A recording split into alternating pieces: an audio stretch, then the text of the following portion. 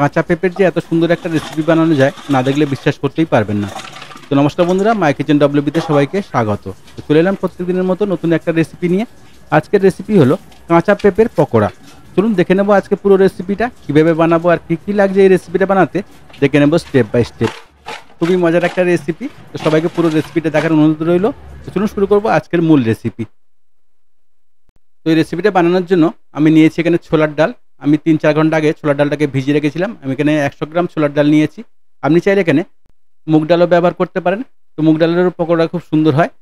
এই পেঁপের পকোড়ার জন্য আর লাগবে আমাদের পেঁয়াজ, কাঁচা লঙ্কা, আদা রসুন, আর লাগবে ধনেপাতা। তো আমি সবগুলোকে কেটে রেডি করে রেখেছি। আর নিয়েছি এখানে একটা গোটা পেঁপে, কাঁচা পেঁপে।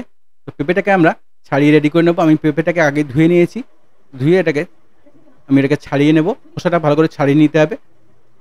তো একটা পিলারের সাহায্যে খোসাটা ভালো করে আমি ছাড়িয়ে নেব। আপনি চাইলে ছুরি বা বটি দিয়েও ছাড়িয়ে নিতে পারেন।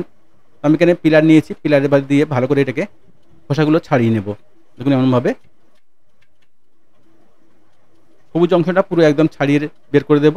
সবুজ অংশটা থাকলে কিন্তু তিতো হয়ে যাবে, তাই সবুজ অংশটা ভালো করে ছাড়িয়ে তুলে দিতে হবে। দেখুন এমনভাবে ভালো করে চেঁচে ভালো করে তুলে দিতে হবে, সবুজ অংশ একটু না থাকে। তো দেখুন বন্ধুরা, আমি ছাড়িয়ে ভালো করে ধুয়ে নিয়েছি। আর এই কাঁটা সাইড দিয়ে, এই পিলারটার যে কাঁটা সাইড আছে, কাঁটা সাইড দিয়ে ভালো করে আমি এরকম পিল করে নেব। দেখুন সরু সরু একদম ছেড়ে চলে আসবে। আপনি চাইলে যদি এরকম পিলার না থাকে তো আপনি এটাকে গ্রেট করেও নিতে পারেন, কোনো অসুবিধা হবে না। আপনি গ্রেটার দিয়ে যে সরু ছাঁদাটা আছে সেটা দিয়েও পিল করলে, গ্রেট করলে তো এমনভাবে রেডি হয়ে যাবে। তো পুরো পেঁপেটাকে আমি এমনভাবে রেডি করে দেখুন কত সরু সরু কত সুন্দর বেরিয়ে গেছে। যেমন গ্রেট করা হয় লম্বা লম্বা আবার রেডি হয়ে গেছে। পিলার বা গ্রেটার যেটা আপনার সামনে থাকবে সেটা দিয়ে আপনি এটাকে রেডি করে নিতে পারবেন, কোনো অসুবিধা হবে না। তো আমি এটাকে পিলার দিয়ে ভালো করে পিল করে নেব পুরো পেঁপেটাকে। দেখুন এমনভাবে বন্ধুরা কত সুন্দর বেরিয়ে গেছে সরু সরু। এবার এটাকে আমি রেখে দেবো সাইড করে। পেঁপেটা আমাদের রেডি হয়ে গেছে। এবার চলে যাব পরের স্টেপে।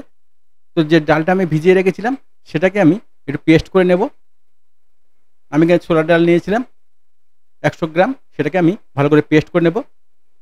দেখুন ডালটা খুব সুন্দরভাবে ফুলে গেছে।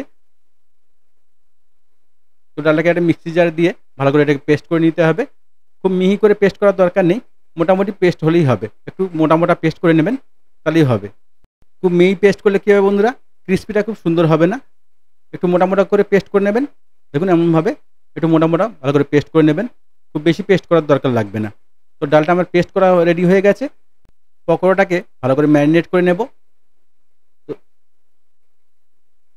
তো এটাতে ম্যারিনেট করার জন্য আমি একটা বোল নিয়েছি, কাঁচের বোল। তো ডালটা দিয়ে দেবো, যে ডালটা আমি পেস্ট করেছিলাম ডালটাকে এখানে দিয়ে দেবো।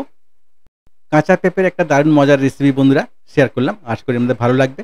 আর যদি আমার রেসিপিটা আমাদের ভালো লাগে তো কমেন্টে জানাতে ভুলবেন না রেসিপিটা আপনার কেমন লেগেছে। তো সবগুলো আমি দিয়ে দিয়েছি, ডালগুলো সব দিয়ে দিয়েছি। এবার এখানে দিয়ে দেবো যে কাটিং করে রেখেছিলাম লঙ্কা, পেঁয়াজ, আদা রসুন, সেগুলোকে এখানে দিয়ে ভালো করে ম্যারিনেট করে নেব পেঁপেটার সঙ্গে। তো আমি এখানে ১ টেবিল চামচ আদা, ১ টেবিল চামচ রসুন, একটা গোটা পেঁয়াজ আর ২ টেবিল চামচ মতো ধনেপাতা নিয়েছিলাম চপিং করে। আর একটা গোটা পেঁয়াজ স্লাইস করে কেটে নিয়েছিলাম। আপনি এটাকে পেঁয়াজটাকে চপিং করেও দিতে পারেন, কোনো অসুবিধা হবে না। তো আমি পেঁপে যেরকম কেটেছি সেরকম পেঁয়াজটাও কেটে নিয়েছি, তাহলে কি হবে দেখতে সুন্দর হবে। পেঁপেটাকে দিয়ে দেবো এবারে। আমি এখানে একখানা পুরো পেঁপে নিয়েছিলাম, বড় পেঁপে। তারপরে এখানে দিয়ে দেবো আমরা মশলা। তো মশলা দেওয়ার মধ্যে দিয়েছি হলুদ পাউডার 1/2 টিস্পুন, আর দিয়ে দেবো লঙ্কা পাউডার 1/2 টিস্পুনের একটু কম, যেহেতু আমরা কাঁচা লঙ্কা দিয়েছি। আর দিয়ে দেবো এখানে জিরা পাউডার 1/2 টিস্পুন। দিয়ে দেবো 1 প্যাকেট ম্যাগি মশলা। ম্যাগি মশলাটা দিলে বন্ধুরা পকোড়াটার টেস্টটা খুব দুর্দান্ত হবে। তো আমি এখানে ম্যাগি মশলা দিয়ে দিয়েছি 1 প্যাকেট। তো দিয়ে এবার সবগুলো একসঙ্গে ভালো করে হাত দিয়ে মাখিয়ে নেব। খুব সুন্দর করে এটা ম্যারিনেট করে নিতে হবে বন্ধুরা, ভালো করে মাখিয়ে নিতে হবে। তাহলে কী হবে, পেঁপেটাও নরম হয়ে যাবে, ডালের সঙ্গে মিশে যাবে, আর পকোড়াটা খুব সুন্দর হবে। দেখুন এমনভাবে ভালো করে হাত দিয়ে চেপে চেপে ভালো করে মাখিয়ে নিতে হবে পেঁপেটার সঙ্গে ডালটা। এমনভাবে যদি কাউকে পেঁপের পকোড়া বানিয়ে খাওয়ান, সে আপনাকে জিজ্ঞেস করবে কীভাবে বানিয়েছো। তো অবশ্যই একবার ট্রাই করবেন বাড়িতে। দেখুন বন্ধুরা, আমার ম্যারিনেট করা রেডি হয়ে গেছে। এবার আমি ফ্রাই করব। তো ফ্রাই করার জন্য আমি তেল বসিয়ে দেব। তো আমি একটা কড়াই নিয়ে নিয়েছি। কড়াইটা একটু গরম হলে দিয়ে দেবো এখানে সাদা তেল। তেলটা একটু বেশি লাগবে বন্ধুরা, যেহেতু এটা ডিপ ফ্রাই হবে তেলটা একটু বেশিই লাগবে। তো তেলটা একটু গরম হলে আমি একটা একটা করে গোল গোল করে পকোড়াগুলো এরকমভাবে ছেড়ে দেবো। দেখুন এমনভাবে ছেড়ে রেডি করে দিতে হবে। খুব সুন্দর মুচমুচে এবং খুব সুস্বাদু একটা রেসিপি বন্ধুরা, অবশ্যই বাড়িতে ট্রাই করবেন। কাঁচা পেঁপের পকোড়া আপনি যদি বানিয়ে না খান এত সুন্দর হয় ভাবতেই পারবেন না। তো অবশ্যই একবার বাড়িতে ট্রাই করবেন। তো দেখুন বন্ধুরা, সব এগুলো এমনভাবে যে কটা যাবে আমি ছেড়ে দেব। তো এটা মিডিয়াম টু হাই হিটে ফ্রাই করতে হবে ফার্স্টে, তারপরে একটু হিটটা কমিয়ে দেবেন, কারণ ভেতরটা কাঁচা থেকে যাবে না হলে। ফার্স্ট মিডিয়াম টু হাই হিটে রেখে তারপরে এটাকে আপনি একটু গাটা শক্ত হয়ে গেলে হিটটা একটু কমিয়ে ভালো করে ফ্রাই করে নেবেন গোল্ডেন ব্রাউন করে। তাহলে পকোড়াটা ক্রিস্পি হবে খুব সুন্দর, ভিতর থেকে বাইরে পর্যন্ত ভালো ক্রিস্পি হয়ে যাবে। আপনি এই পকোড়াটা বিকেলের চায়ের সাথে বা মুড়ির সাথে সার্ভ করতে পারেন। খুব মজাদার একটা ক্রিস্পি পকোড়া রেসিপি বন্ধুরা। দেখুন কত সুন্দর আস্তে আস্তে লাল হয়ে যাচ্ছে। আমি এবার হিটটা মিডিয়াম করে লো টু মিডিয়ামে রাখবো, রেখে ভালো করে ভিতর থেকে বাইরে পর্যন্ত ভালো করে ক্রিস্পি করে নেব। হিটটা হাই রাখলে কী হবে, তাড়াতাড়ি লাল হয়ে যাবে, ভিতরটা কাঁচা কাঁচা হয়ে যাবে। আমি এটাকে লো হিটে 7 থেকে 8 মিনিট ভালো করে ফ্রাই করে নিয়েছি। দেখুন কত সুন্দর কালারে এসছে আর খুব সুন্দর ক্রিস্পি আছে। যেহেতু ডাল আছে, ডালটা পড়লে খুব ক্রিস্পি হবে। আমি এখানে ছোলার ডাল ব্যবহার করেছি, আপনি আপনার পছন্দ মতো ডাল এখানে নিতে পারেন। তবে এই পকোড়াটাকে ডাল দিয়েই বানাবেন। এখানে আপনি বেসন বা চালের গুঁড়ো বা কর্নফ্লাওয়ার দিয়ে বানাতে যাবেন না, অতটা টেস্টি হবে না আর অতটা ক্রিস্পিও হবে না। তো এটা ডাল দিয়ে যতটা ক্রিস্পি হবে অতটা ক্রিস্পি চালের গুঁড়ো বা কর্নফ্লাওয়ারে আসবে না, বেসনও তো আসবেই না। তো অবশ্যই ডাল দিয়ে, যে কোনো ডাল, আপনার যে ডাল পছন্দ আপনি সেই ডালই দিতে পারেন। আর ডালটা একদম ফাইন পেস্ট করবেন না, অল্প একটু মোটা মোটা ভালো করে পেস্ট করে নেবেন, তাহলে এটা ক্রিস্পি হবে খুব সুন্দর। তো একটা ব্রাঞ্চ আমার রেডি হয়ে গেছে, বাকিগুলোকে এমনভাবে ছেড়ে আমি ভালো করে ফ্রাই করে নেব। ফার্স্টে একটু হিটটা হাই রাখবেন, গাটা একটু শক্ত হয়ে গেলে আপনি হিটটা একদম লোতে করে দেবেন, লো টু মিডিয়ামে করে দেবেন। তাহলে কী হবে, ভিতরটা পুরো ভালো করে একদম ক্রিস্পি হয়ে যাবে। আর যদি হাই হিটে ফ্রাই করেন ওপরেরগুলো ক্রিস্পি হবে কিন্তু ভিতরটা কাঁচা রয়ে যাবে।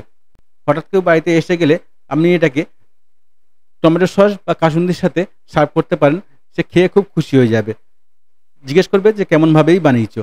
তো অবশ্যই বাড়িতে ট্রাই করবেন বন্ধুরা। আর এমন সব নতুন নতুন রেসিপি দেখার জন্য অবশ্যই চ্যানেলটাকে সাবস্ক্রাইব করে রাখবেন আর বেল আইকনটাকে অলে সেট করে রাখবেন। তাহলে কী হবে, আমি যখন কোনো নতুন রেসিপি ছাড়বো নোটিফিকেশন আমার কাছে আগে পৌঁছবে। আর কে কোথা থেকে আমার এই রেসিপিটা দেখছেন অবশ্যই কমেন্টে জানাবেন। আমার এই রেসিপিটা যদি ফেসবুক পেজ থেকে দেখে থাকেন তো পেজটাকে ফলো করতে ভুলবেন না। আর যদি ইউটিউব থেকে দেখে থাকেন তাহলে চ্যানেলটাকে সাবস্ক্রাইব করে রাখবেন এমন সব মজার মজার রেসিপি দেখার জন্য। আরও কি নতুন রেসিপি আপনারা দেখতে চান অবশ্যই কমেন্টে জানাবেন, সেই সব রেসিপি আমি নিয়ে আসবো আপনাদের জন্য। তো দেখুন বন্ধুরা, আমার সবগুলো ফ্রাই হয়ে গেছে, কত সুন্দর হয়েছে দেখুন, খুব ক্রিস্পি হয়েছে। আওয়াজ শুনেই বুঝতে পারছেন কতটা ক্রিস্পি হয়েছে। তো অবশ্যই বাড়িতে ট্রাই করবেন, একটা লাইক করে দেবেন আর আমার রেসিপিটা কেমন হলো কমেন্টে জানাতে ভুলবেন না। দেখুন বন্ধুরা কত সুন্দর ক্রিস্পি হয়েছে। আপনার একটা মূল্যবান কমেন্ট আমার এই ছোট্ট চ্যানেলটাকে আগে বাড়তে অনেক সাহায্য করবে। তো কমেন্ট করতে ভুলবেন না বন্ধুরা, অবশ্যই কমেন্ট করবেন রেসিপিটা কেমন হলো। তো পুরো ভিডিওটা দেখার জন্য সবাইকে ধন্যবাদ। ভালো থাকবেন, সুস্থ থাকবেন, আবার দেখা হবে নেক্সট রেসিপিতে।